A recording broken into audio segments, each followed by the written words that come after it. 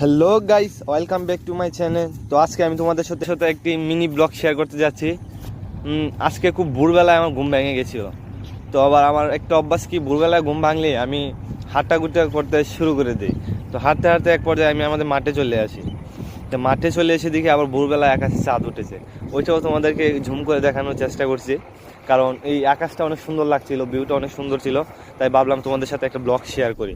আর নদীর মধ্যে ঢেউ বইছিল, এটাও অনেক সুন্দর ভালো লাগার একটা বিষয় ছিল, যেটা আমি তোমাদের একটু দেখানোর চেষ্টা করেছি। আর এই নদীটার নাম হচ্ছে ধনু নদী। এটার দৈর্ঘ্য অনেক। এখান দিয়ে অনেক বড় বড় জাহাজ চলাচল করে। এগুলোর গন্তব্য, প্রায় শেষ গন্তব্য হচ্ছে সাসনা কিংবা সুনামগঞ্জ। ওইখান থেকে এরা পাথর ভর্তি করে আবার ঢাকা, মানে শহর টাইপের এলাকাগুলোতে এই পাথরগুলো নিয়ে যায়। তো ওদের প্রায় এই পাড়ি দিতে, এই রাস্তাটা যেতে 2 থেকে 3 দিন সময় লাগে।